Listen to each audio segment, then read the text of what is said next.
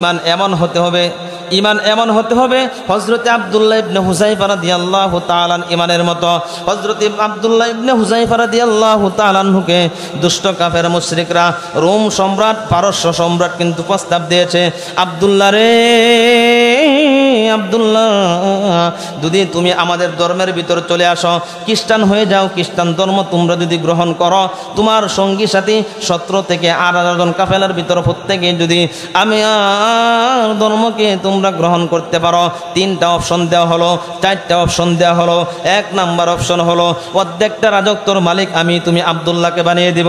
শুধু তাই নয়, আব্দুল্লাহকে 2য় নাম্বার প্রস্তাব দেওয়া হলো, আমার সুন্দরী মেয়ে একটা আছে উপযুক্ত বিয়ে দেওয়ার মতো, আমার মেয়েকে তোমার সাথে বিবাহ আবদ্ধ করে দিব। শুধু তাই নয়, 3 নাম্বার প্রস্তাব হলো আমি যখন দুনিয়ার জমিন থেকে বিদায় হয়ে চলে যাব রে আব্দুল্লাহ, আমার রাজত্বর পুরা মালিক তুমি হয়ে যাইবা। আর যতদিন আমি দুনিয়ার হায়াতের জিন্দেগির ভিতর থাকবো ততদিন আমার পাশের চেয়ারের ভিতর তুমি বসবা। হযরত আব্দুল্লাহ ইবনে হুযায়ফা রাদিয়াল্লাহু তাআলা আনহু বলেন, না না, এই রুমের কুকুর পরিষ্কার পরিষ্কার শুনে নাও। বজ্রে কণ্ঠে হযরত আব্দুল্লাহ ইবনে হুযায়ফা রাদিয়াল্লাহু তাআলা আনহু রোম সম্রাটকে বলেন, এ রোমের কুকুর, আমি আব্দুল্লাহকে ইমানদারকে ইমানদার কখনোই টাকার কাছে বিক্রি হয় না, ইমানদার কখনোই বাড়ির কাছে বিক্রি হয় না, ইমানদার কখনোই সুন্দর নারীর কাছে বিক্রি হয় না, ইমানদার কখনোই অট্টালিকার কাছে বিক্রি হয় না, ইমানদার 5 টাকার চার কাছে বিক্রি হয় না, ইমানদার লক্ষ লক্ষ টাকার কাছে বিক্রি হয় না, ইমানদার কোটি কোটি টাকার কাছে বিক্রি হয় না। ঠিক কিনা বলেন?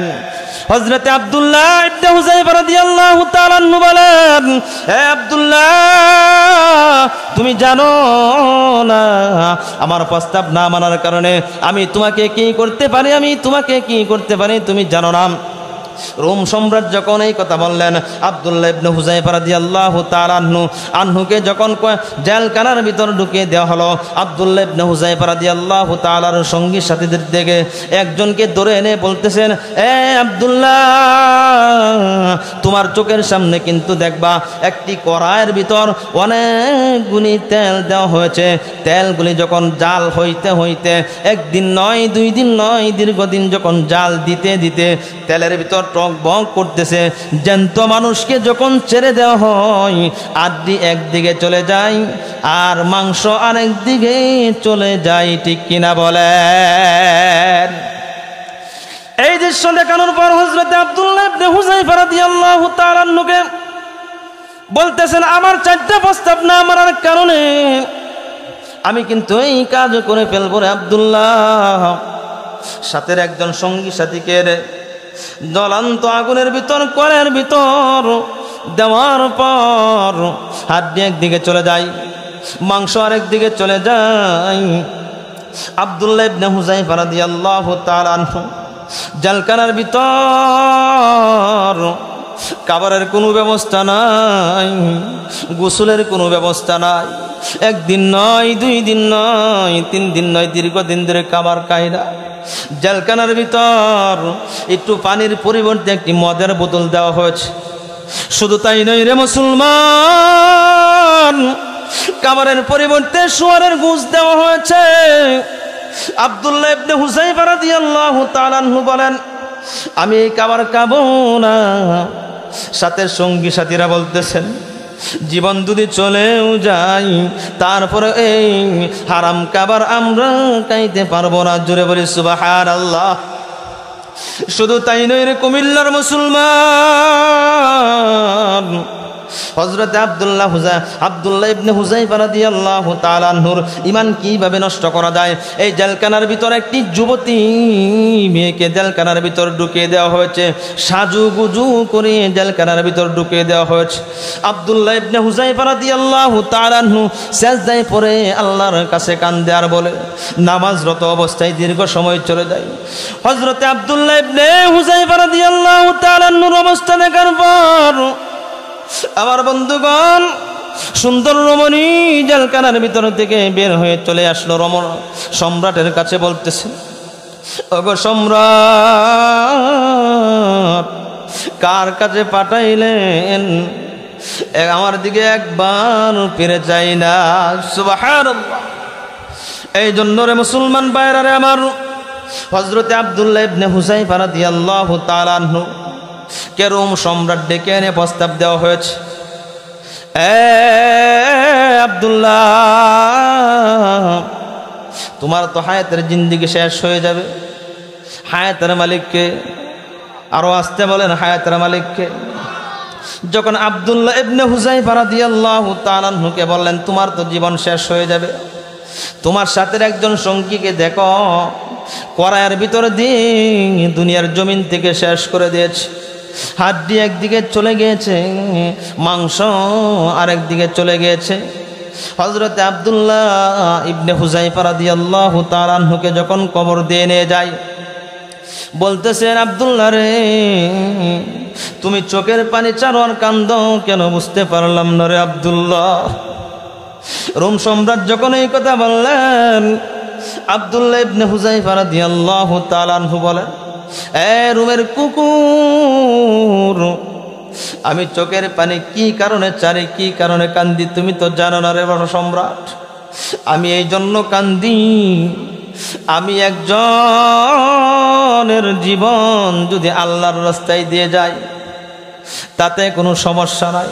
আমি আব্দুল্লাহ ইবনে হুযায়ফার মতো যদি 1000 জীবন আল্লাহ রাব্বুল আলামিন আমাকে দান করত, তারপরেও তোমার কাছে দুষ্ট কাফেরের কাছে আমি মাথা নত করতাম না, ঈমান বিক্রি করতাম না। এই জন্য কাঁদতেছি। একটা জীবন কেন, 1000 জীবন যদি আমি আল্লাহ রাব্বুল আলামিনের দরবারে দেওয়া লাগে, আমি সদা সর্বদাই প্রস্তুত, তাতে কোনো সমস্যা নাই। আওয়াজ দেয়া বলেন সুবহানাল্লাহ।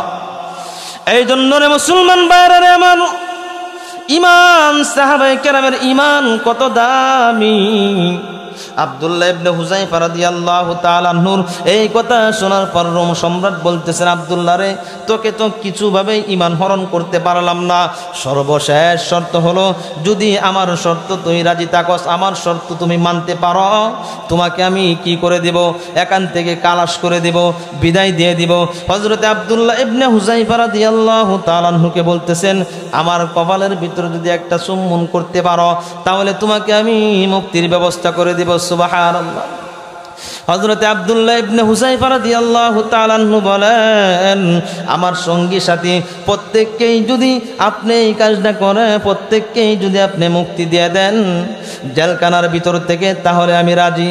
সম্রাট রাজি হয়ে গেল, কোনোভাবেই কিন্তু ঈমান থেকে দূরে সরাইতে পারে নাই। প্রথমে কি প্রস্তাব দিয়েছে? 1 নাম্বার প্রস্তাব হলো, কয় নাম্বার প্রস্তাব? 1 নাম্বার প্রস্তাব, রাজত্বের মালিক বানিয়ে দিব, সুন্দরী মেয়ে তোমাকে বিবাহ দিয়ে দিব। 2 নাম্বার হলো, আমি যতদিন দুনিয়াতে থাকবো আমার পাশের চেয়ারের ভিতর তোমাকে বসতে দিব। 4 নাম্বার হলো, আমি যখন দুনিয়ার জমিন থেকে বিদায় হয়ে চলে যাব, তখন আমার পুরা রাজত্বের মালিক তুমি আব্দুল্লাহ হয়ে যাইবা। কয়টা প্রস্তাব? আরো আওয়াজ দেওয়া বলেন, কয়টা প্রস্তাব? আব্দুল্লাহ ইবনে হুযায়ফা রাদিয়াল্লাহু তাআলা আনহু বলেন, ইমানদার কখনোই টাকার কাছে বিক্রি হয় না, ইমানদার কখনোই অট্টালিকার কাছে বিক্রি হয় না, ইমানদার কখনোই ক্ষমতার কাছে বিক্রি হয় না।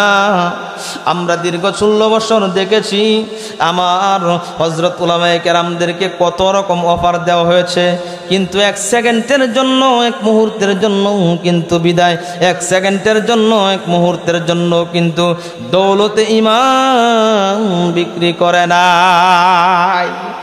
এর চাইতে বড় প্রমাণ আল্লামা দেলোয়ার হোসেন সাইদি রাহিমাহুল্লাহ রহমাতুল্লাহি আলাই, উনি প্রমাণ দিয়েছেন দৌলতে ঈমান কখনোই টাকার কাছে বিক্রি করে নাই। কত প্রস্তাব দেওয়া হয়েছে আল্লামা দেলোয়ার হোসেন সাইদিকে, ঠিক কিনা বলেন?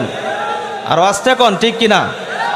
সর্বশেষ কুমিল্লার মুসলমান দেলোয়ার হোসেন সাইদি রহমাতুল্লাহি আলাই একজন জান্নাতি মানুষ। আমার ধারণা, আমার মনে হয় জান্নাতের সার্টিফিকেট তো আর আমি দিতে পারি না। কিছু কিছু মৌলবী এই 16 বছর, দীর্ঘ 16 বছর পর্যন্ত মাননীয় প্রধানমন্ত্রীরও কিন্তু জান্নাতের সার্টিফিকেট দিয়েছে, একেবারে পাইকারি ধরে, ঠিক কিনা বলেন? একটা ডিম, একটা কলা, এক প্যাকেট বিরিয়ানির ফুটলার কারণে কিন্তু জান্নাতের সার্টিফিকেট আল্লাহর পয়গম্বর কাউকে দিতে পারে নাই মন গড়া ভাবে, ঠিক কিনা বলেন? আল্লাহ পয়গম্বর সাহাবায়ে কেরাম জান্নাতের সার্টিফিকেট কাউকে দিতে পারে নাই, কিন্তু দীর্ঘ 16 বছর পর্যন্ত এক শ্রেণীর জিলাপি মার্কা মুসলমান, জিলাপি মার্কা উলামায়ে কেরাম, নামদারি উলামায়ে কেরাম, তাদেরকে উলামায়ে সু বলা হয়, ঠিক কিনা বলেন হুজুর? তাদেরকে উলামায়ে সু বলা হয়। তারা কি করেছে? মাননীয় প্রধানমন্ত্রীকে বলেছে, মাননীয় প্রধানমন্ত্রী আপনাকে জান্নাতি মানুষ। আরো আসতে কর নাউজুবিল্লাহ, আরে শুনবো তো, আরো আসতে কর নাউজুবিল্লাহ, ঠিক কিনা বলেন? জান্নাতের সার্টিফিকেট দিয়েছে, নাউজুবিল্লাহ। আল্লামা দেলোয়ার হোসেন সাইদি রহমাতুল্লাহি আলাইকে নির্মমভাবে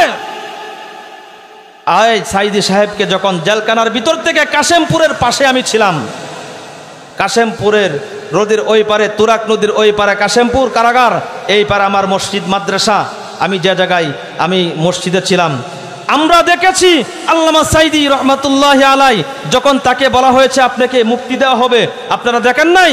তখন কিন্তু দেখা যায় উনি একটা হাতটা তুলে একটা হাসি দিয়েছিল, এত সুন্দর একটা হাসি দিয়েছিল, কিন্তু দেখা যায় আল্লামা সাইদি রহমাতুল্লাহি আলাইকে হসপিটালের ভিতরে নিয়ে পরিকল্পিতভাবে ইংলিশনের মাধ্যমে দুনিয়ার জমিন থেকে সরিয়ে দেওয়া হয়েছে, ঠিক কিনা বলেন? ঠিক কিনা বলেন? এমন আরো উলামায়ে কেরামদেরকে গুম করা হয়েছে, খুন করা হয়েছে, আয়নাগর ছিনিয়ে দেওয়া হয়েছে, আয়নাগরের ভিতর ঢুকিয়ে একদিন নয়, 2 দিন নয়, 3 দিন নয়, সপ্তাহের পর সপ্তাহ, মাসের পর মাস।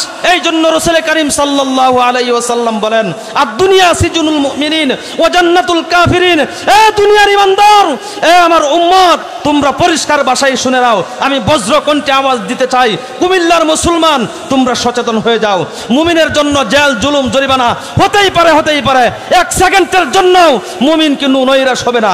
আল্লাহর দ্বীন প্রতিষ্ঠার জন্য, আল্লাহর দ্বীনের জন্য মুমিন সদা সর্বদাই, যদি দরকার হয় আরেকটা শাপলা চত্বর কায়েম হবে, যদি দরকার হয় আগামী শনিবার খতমে নবুয়ত ডাক দেওয়া হয়েছে, কখনো কাদিয়ানির রূপ ধারণ করে আমাদের মুসলমানদেরকে ধ্বংস করতে চায়, কখনো হিজবুত তাওহীদের রূপ ধারণ করে আমাদের মুসলমানদের ঈমানকে হরণ করতে চায়, ঠিক কিনা বলেন? কখনো নাস্তিক মুরতাদরা বিভিন্ন দিক থেকে ছাড়া দিয়ে ওঠে, কিন্তু সচেতন হয়ে যায়। উলামায়ে কেরামরা যখন ডাক দিবে আল্লাহর দ্বীনের জন্য, দ্বীন প্রতিষ্ঠার জন্য, কাদিয়ানিকে কাফের ঘোষণা না করবে যারা, তারাও কাফের, ঠিক কিনা বলেন? খতমে নবুয়তের সম্মিলনে আমাদের যাওয়া প্রত্যেকের ঈমানি দায়িত্ব। আগামী শনিবার 15ই নভেম্বর, ঠিক কিনা বলেন? দরকার আছে না নাই? আমরা প্রত্যেকে যাবো তো ইনশাআল্লাহ, আমরা চেষ্টা করব যাওয়ার জন্য। কাদিয়ানি কি কথা বলেন? কাদিয়ানি কি? কাফের।